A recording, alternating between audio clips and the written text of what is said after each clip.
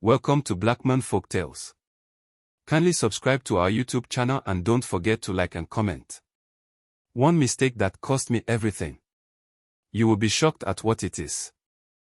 The morning sun filtered softly through the lace curtains in Kemi Adeyemi's modest apartment in Lagos, casting streaks of golden light across the room that now looked like a blend of chaos and promise. Her suitcase lay open on the bed, half-packed with carefully chosen outfits, her neatly folded navy blazer that she believed carried luck, and the files she had rehearsed over and over for her upcoming presentation in London. This wasn't just another business trip for her, it was the culmination of years of sacrifice, late nights, and moments where she had pushed herself beyond the point of exhaustion to prove that she belonged in boardrooms filled with older, mostly male executives who doubted her capabilities. At 28, Kemi had carved a name for herself in the competitive oil and gas consulting world, and now she was on the brink of a promotion that could redefine her entire career. Her heart swelled with a mix of anxiety and pride as she thought of her mother's voice on the phone earlier that morning, trembling with emotion as she said, "Kemi, remember whose daughter you are. Your father would be proud." That name, her father, still carried weight in her chest. He had been a respected union leader in the oil industry, a man silenced too soon for standing against corruption. His death had shaped her, fueling her determination to build a different legacy, one not marred by scandal or silence. Her younger brother, barely 20, had sent her a message with emojis of prayer hands and a simple, "Go kill it, sis," and she smiled through teary eyes. They didn't have much, but they had hope in her. This trip was her chance to change everything, not just for herself, but for the Adeyemi family that had endured loss and hardship. She felt the weight of their dreams pressed into the folds of that suitcase, and though her heart raced, she believed, truly believed, that destiny was finally smiling on her. By the time she got to Murtala Muhammad International Airport, Lagos was buzzing in its usual chaotic rhythm. Horns blared outside the terminal, travelers argued with porters over luggage fees, and flight announcements ricocheted off the walls in hurried tones. Kemi maneuvered her trolley with practiced calm, though her insides were a storm of nerves. She had rehearsed this day in her mind 1,000 times, but standing here with her boarding pass in hand made it all real. She could almost taste the future, her name printed on official documents with the title Senior Operations Manager, her seat at tables she once only dreamed of. The line at the baggage claim moved slowly, people reaching for black, blue, and red suitcases that spun endlessly around the carousel. Her phone buzzed endlessly, messages from her boss reminding her not to be late, her mother sending voice notes filled with Yoruba prayers, her brother teasing her to buy him something expensive in London. Amidst the noise, she spotted a sleek black Samsonite that looked exactly like hers. She pushed forward, eager to collect it before someone else confused it with theirs. There was no time to double-check tags. The announcement for her flight had already begun echoing. Final call for passengers boarding Flight 208 to London Heathrow. Her heart skipped. She couldn't afford to miss it, not this one. With a rushed breath, she yanked the suitcase off the carousel and hurried away, barely noticing a man in a brown jacket who stood frozen a few feet away, his eyes locked on her as though he had just seen his world collapse. But Kemi didn't notice. She didn't look back. She didn't pause.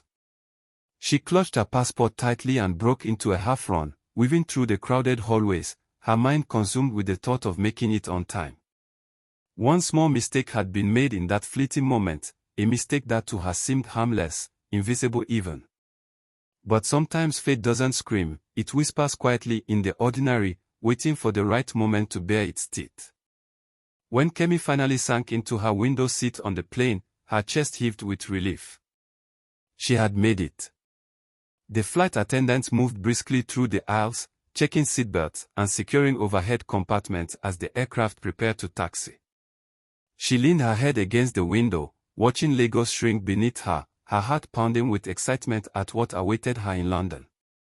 The hum of the plane's engines filled her ears, and for the first time all morning, she allowed herself to breathe, to dream without the tightrope of anxiety. She imagined walking into the glass towers of her company's London office, colleagues whispering about the Nigerian young woman who had impressed the executives enough to be called overseas. She thought of her mother's proud tears when she would call home after the meeting, telling her, "It's done, Mama. We did it.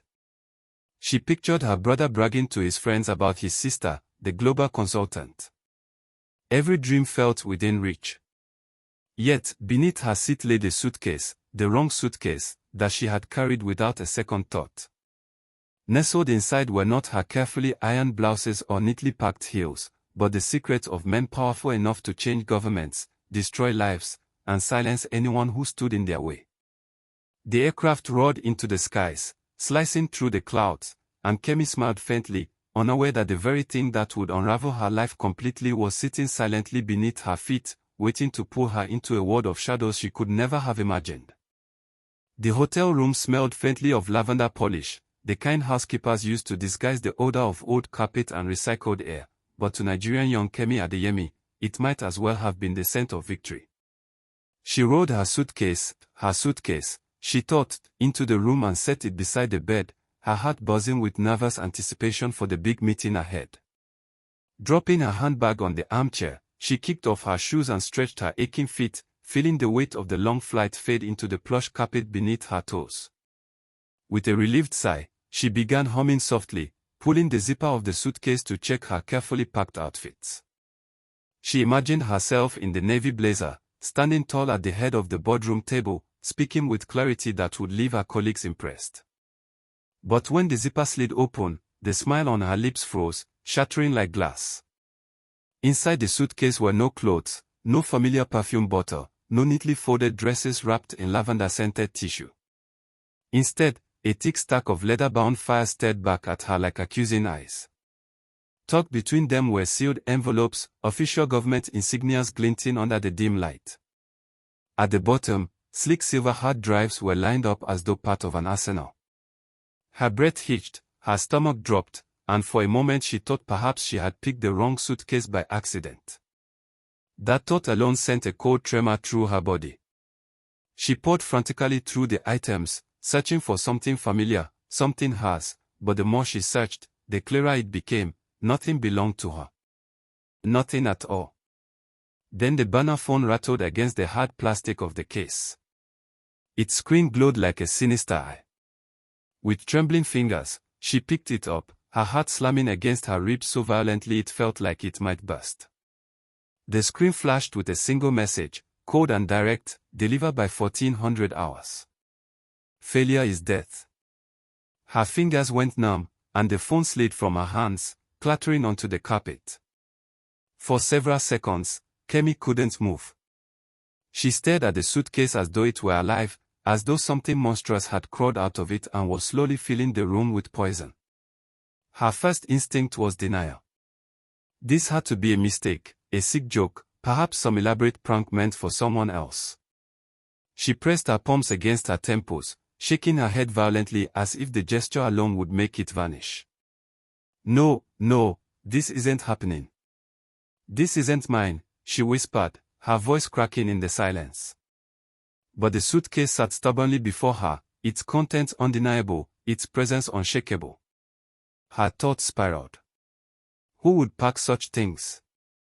Who had owned this luggage before it ended up in her hands? She replayed the scene at the Lagos airport, the carousel, the sea of identical suitcases, the hurried announcement that drove her forward. The memory flashed of a man in a brown jacket, his eyes darting nervously, standing too still as others scrambled for their bags. Her chest tightened, realization dawning painfully, she had taken his suitcase. But who was he? And what did these documents mean? She picked up one of the files, her fingers trembling, and flipped it open. The words on the page made her heart stop. Contracts, oil exploration licenses, account numbers routed through international banks, signatures of Nigerian government officials, names of global corporations, and dates spanning decades. Each page was a bomb waiting to detonate. Each detail reeked of corruption so deep it could swallow nations. Kemi's breathing grew shallow, tears blurring her vision as she whispered her father's name, her father who had died for daring to expose much smaller truths than this. The parallels were haunting, and for the first time in years, she felt the sting of that grief as though it were fresh. She pressed the file shut, clutching it to her chest like it might bite. Suddenly, the burner phone buzzed again, slicing through the thick silence. Another message blinked on the screen: "You have what is ours. Deliver, or pay with blood." Her knees buckled, and she sank onto the bed, trembling violently. It wasn't just a suitcase anymore, it was a curse. Hours passed like minutes, minutes passed like seconds. Kemi sat in the dim room, her mind unraveling in a whirlwind of fear. Every sound outside the window made her flinch, every creak of the hallway made her heart lurch into her throat. She considered calling the hotel reception, maybe even the police, but the words from the message echoed like a curse: "Deliver, or pay with blood." Her hands shook as she dialed her mother's number, but before she pressed call, she froze. If they knew her family, as they claimed, what would a simple phone call cost them? The thought of her mother's frail body or her brother's wide-eyed innocence wrapped in danger was unbearable. She deleted the call, biting down hard on her lip until it bled.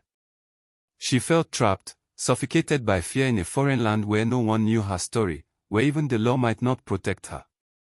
Then she turned on the TV, desperate for distraction, only to see her own face staring back at her on the evening news.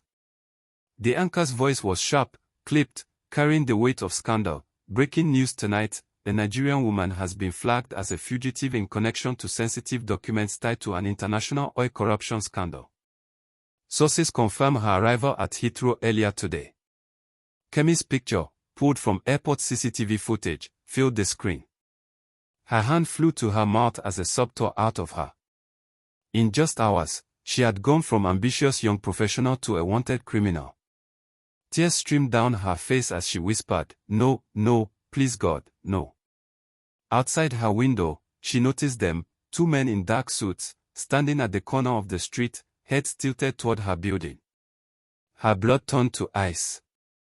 She wasn't imagining it. They were here. And they wanted what she had. The night was suffocating, and the once comforting hum of London's cityscape now felt like the sound of predators circling their prey. Nigerian young Kemi paced the hotel room, every step echoing with panic as she tried to think her way out of the nightmare that had swallowed her life. Her mind spun wildly: maybe she could return the suitcase to the airport, maybe she could explain it was all a mix-up. But then the memory of the TV broadcast replayed in her head, her face plastered across the news, branded a fugitive. How could she walk into an airport now, knowing the authorities might be waiting to arrest her on the spot? And even if she surrendered, could she trust the system? Her father's death had taught her that corruption reached everywhere, that those in power would twist truths and silence voices that threatened them. And now she had documents that could destroy careers, topple companies, and bring governments to their knees. She shuddered at the thought of what these people would do to her if she simply handed it back. Her hands shook as she reached for her phone again, the instinct to call her mother and scream for help overpowering reason, but then another message blinked onto the burner phone: "We know who you are. We know where your family lives.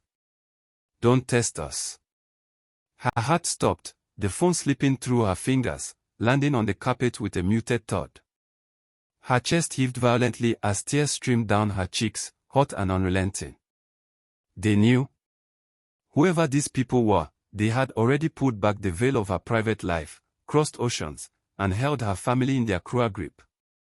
Her mother's trembling prayers, her brother's laughter, the fragile joy she carried from them, suddenly all of it felt like it was being dangled over fire, ready to be burned if she made one wrong move.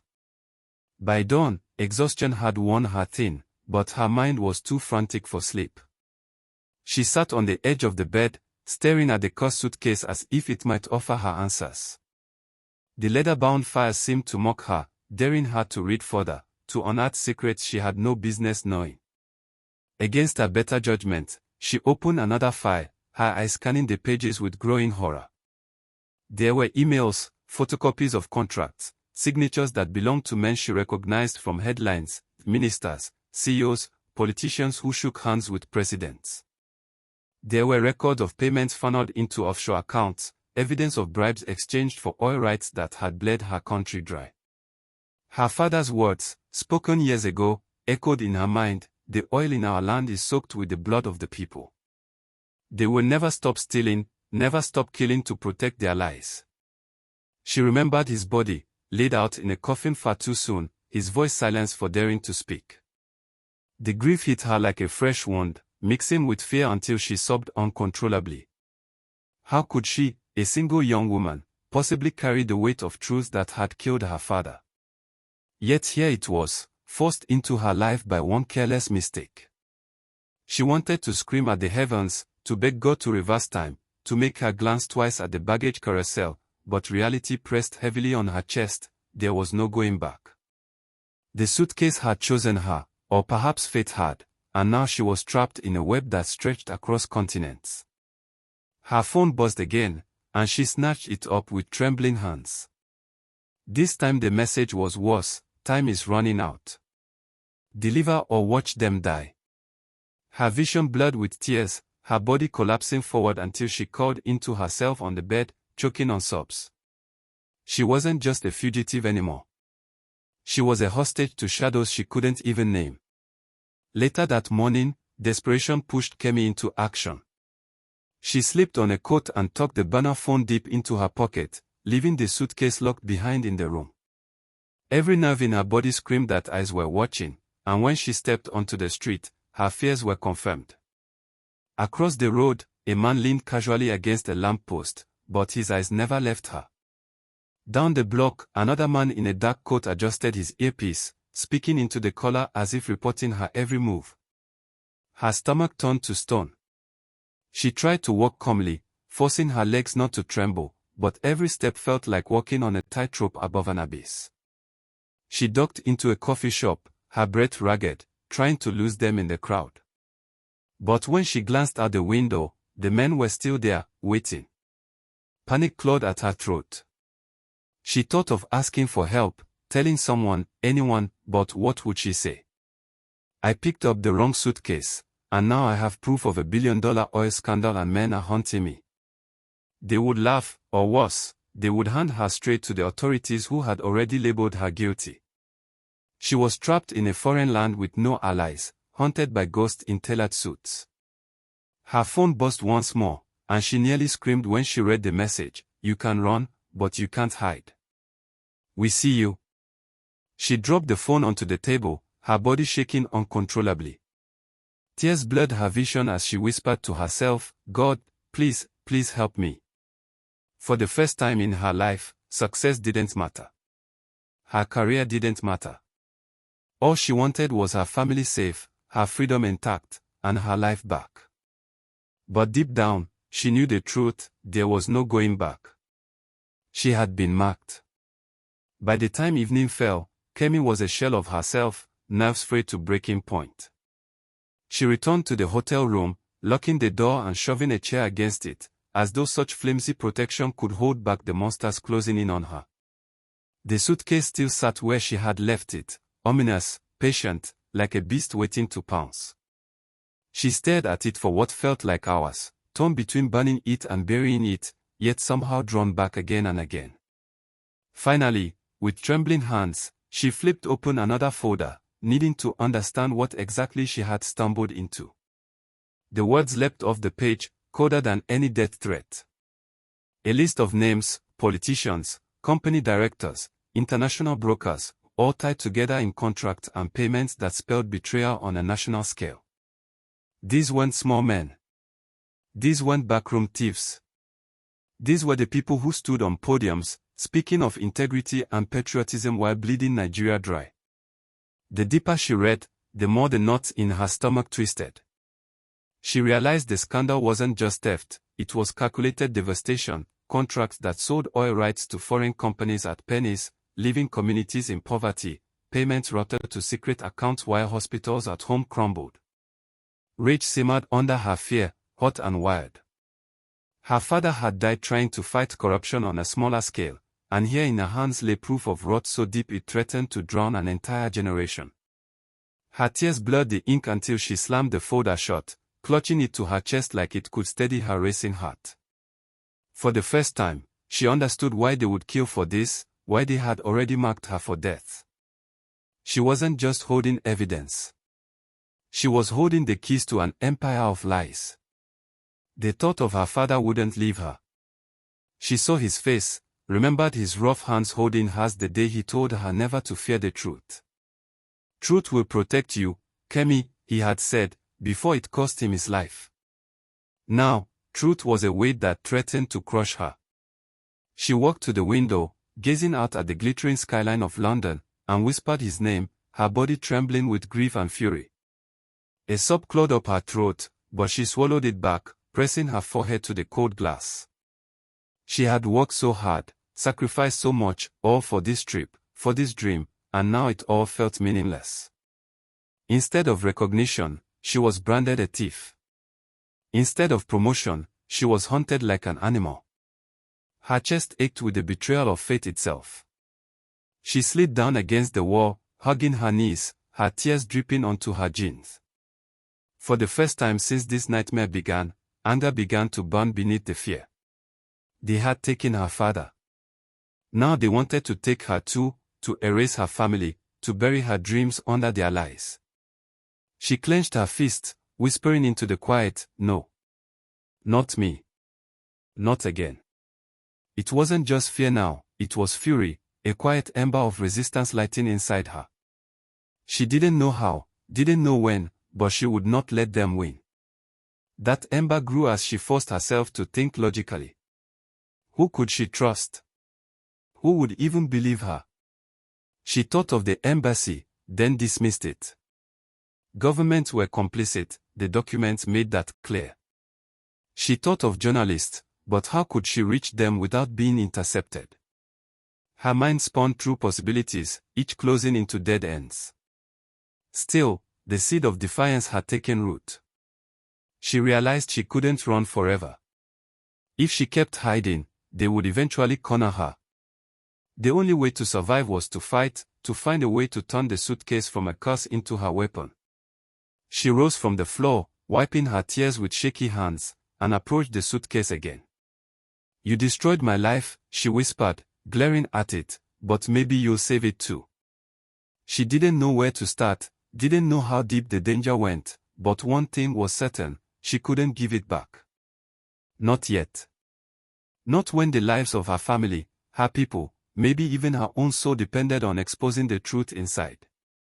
She was terrified, every bone in her body screamed at her to run, but a strange clarity steadied her trembling hands. She wasn't just an ambitious young woman chasing a career anymore. She was the unwilling guardian of secrets powerful men would kill to protect. And as she stood there, staring down at the cursed suitcase, Kemi realized the truth with gut-wrenching certainty. One mistake had cost her everything, but it had also given her the only chance to fight for something greater than herself. The following day felt heavier than any Kemi had ever endured. Her mind and body were exhausted, but fear forced her to remain vigilant. She avoided mirrors now, unable to face the reflection of a woman she no longer recognized. The ambitious, hopeful girl who had boarded a flight to London with dreams in her suitcase had vanished, leaving behind a fugitive, haunted by shadows and enemies unseen. Her heart raced every time she heard footsteps in the corridor of the hotel, every whisper of movement beyond her locked door sounded like a prelude to death. She knew she couldn't carry the burden of this alone much longer, she needed someone she could trust. But trust, she realized, was now more fragile than glass. Still, desperation pushed her to scroll through her contacts, her fingers trembling as she stopped on a familiar name, Tond, an old university friend now living in London. They had shared long nights of study sessions, late-night laughter in crowded hostels, and even moments of quiet camaraderie when the weight of life felt unbearable. If there was anyone in this foreign city who could help her, perhaps it was him. She convinced herself he was still the boy who once loaned her money for textbooks, who once told her she was destined for greatness. With shaking fingers, she dialed his number. His warm, surprised voice on the other end made her cry for the first time in hours. "Kemi. Oh. My sister, it's been years. Are you in London?" She swallowed the knot in her throat, telling herself it was hope, not foolishness, that guided her next words. "Yes. And I need your help." Meeting Ton later that night was both relief and terror. He arrived at the cafe wearing a neat suit, smiling like he had no idea that her life was in tatters. The familiar warmth in his eyes softened her resolve, and for a fleeting moment, she allowed herself to believe she wasn't alone. He listened patiently as she explained, leaving out the most dangerous details but confessing enough for him to understand she was in grave danger. His brow furrowed, his voice low as he asked, "Kemi, are you sure? You have proof?" She nodded, tears slipping down her cheeks. He reached across the table, squeezing her hand gently, the gesture almost enough to break her completely. "Don't worry," he whispered. "You're safe now. I'll help you." For the first time in days, her shoulders loosened, her heart unclenching just enough to let hope in Diana. But as he excused himself to take a call outside, her relief began to curdle into unease. Through the window, she watched him step away, his back turned, his lips moving quickly into the phone. His hand kept darting to his watch, his eyes scanning the street like he was waiting for someone. A sickening chill ran through her.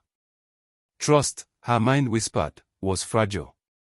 Her father's warnings echoed, "Not everyone smiling at you is a friend." Her palms grew damp, her breathing shallow. She forced herself to remain calm, her eyes fixed on the door.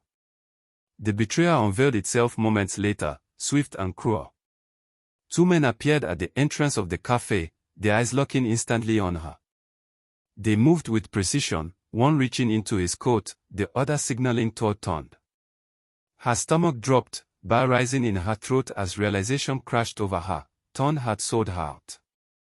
The warmth in his voice, the comfort of his smile, it had all been a mask. Her chest tightened painfully as she shoved back her chair, knocking it over in her frantic attempt to flee. The cafe erupted in startled gasps as she bolted toward the back exit, the men shouting, footsteps pounding after her.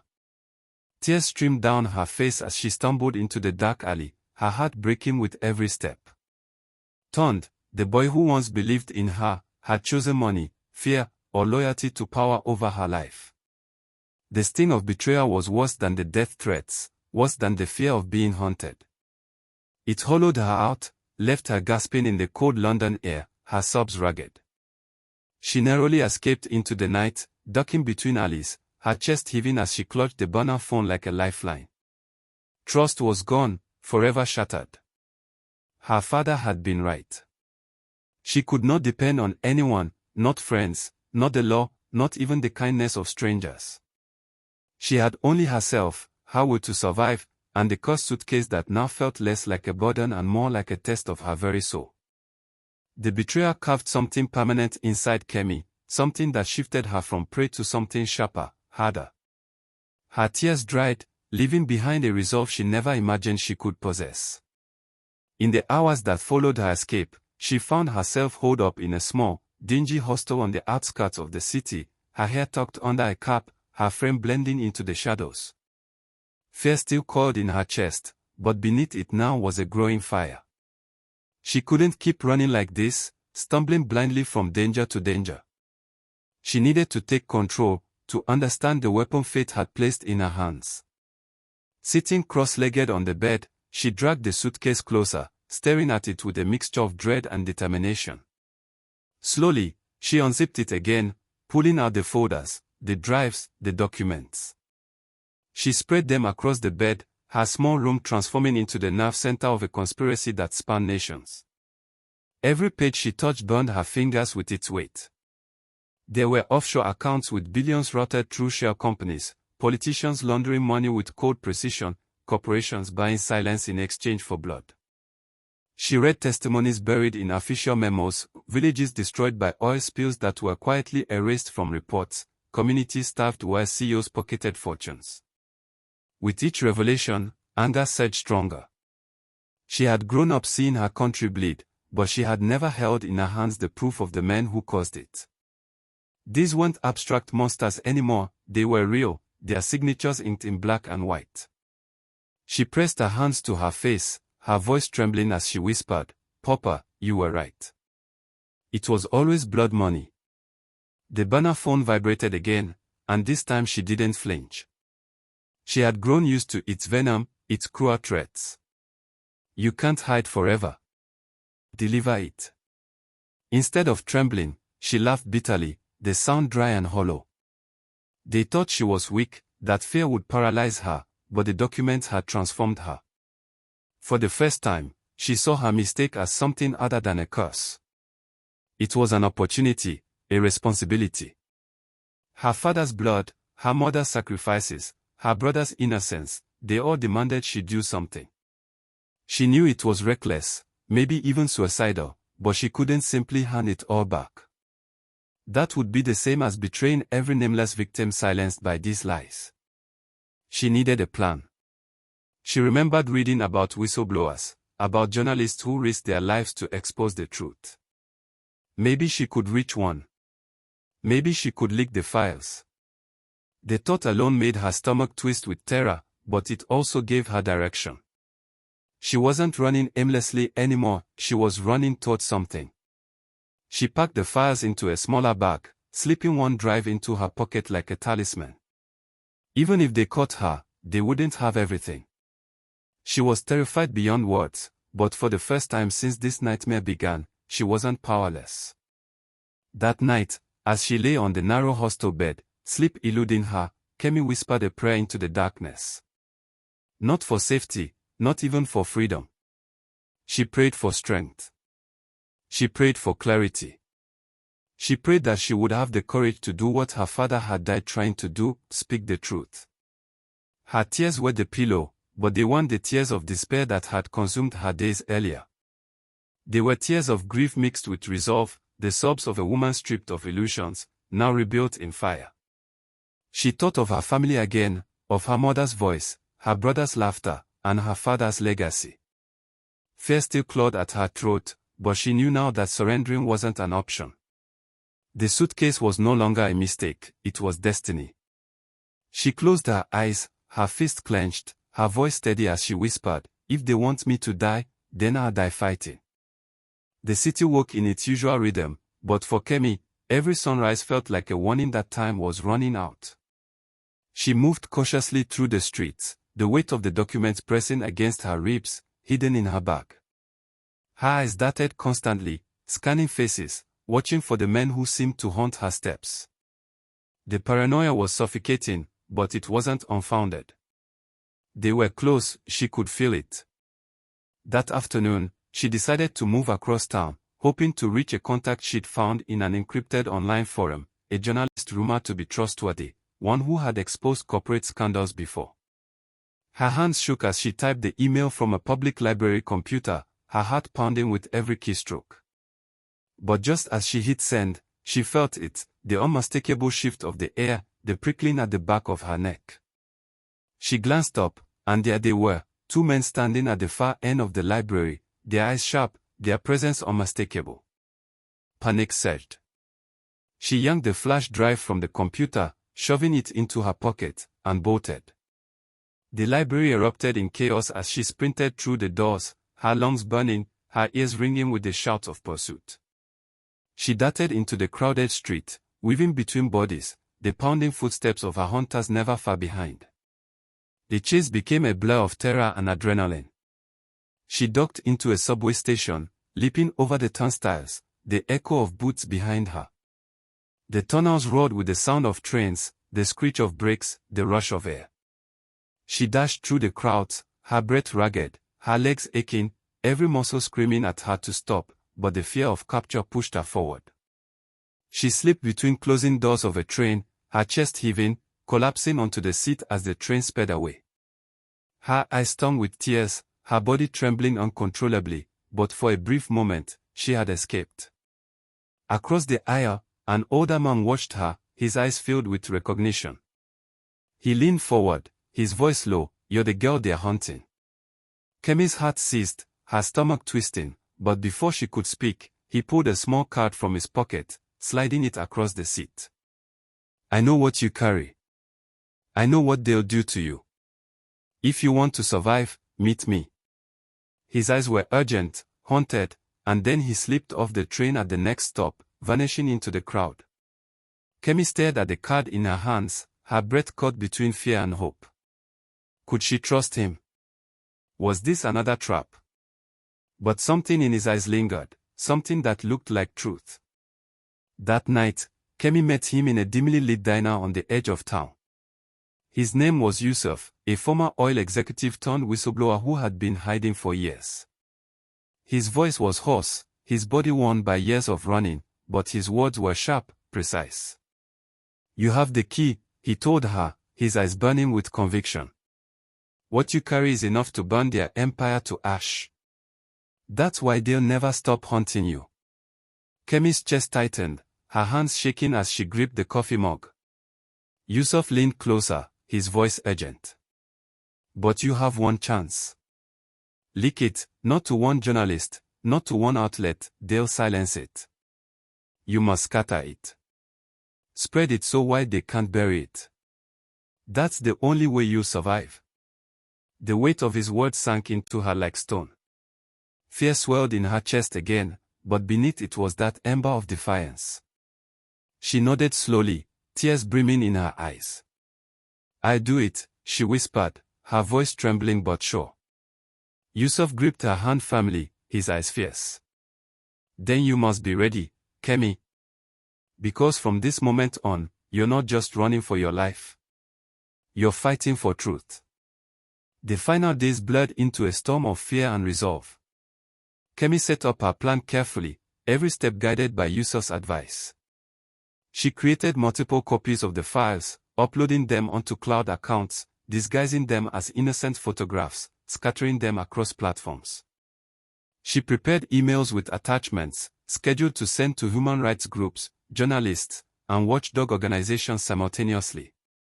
Each keystroke felt like a countdown, her breath shallow as she imagined the storm it would unleash. The burner phone buzzed endlessly with threats, each one more venomous than the last warning. Deliver or die. But the threats no longer broke her, they fueled her. She moved with the clarity of a woman who had lost everything and had nothing left to fear. Alone in her room, her heart heavy but her spirit ablaze, she whispered to herself, "If this is my end, then let it mean something." Her fingers flew across the keyboard, her tears dripping onto the keys as she uploaded the last of the files. She pressed send. The truth, heavy and terrifying, was finally free. But fate was cruel, and it did not let her breathe. Just as the progress bar hit completion, the door to her room burst open, the crash echoing like thunder.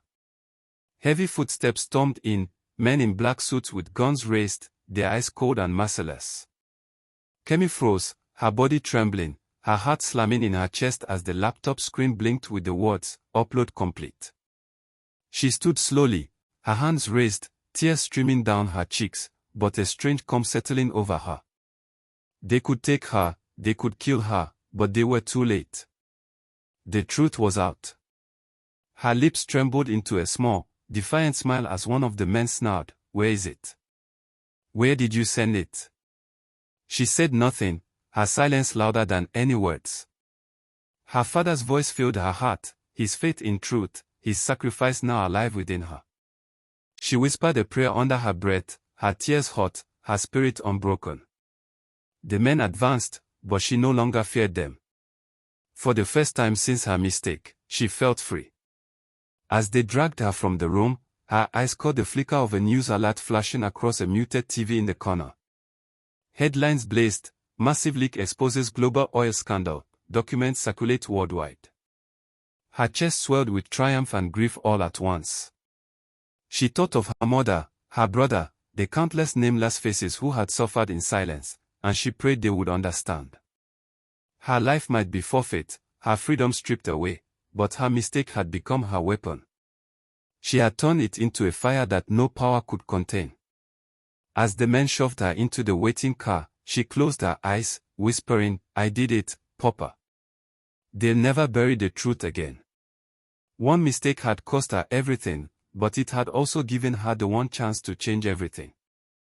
Before entering the black SUV, policemen drove in fast to arrest the men with Kemi. Yusuf had informed the policeman that the man that was with briefcase would be at the hotel. Before entering the black SUV, policemen drove in fast to arrest the men with Kemi.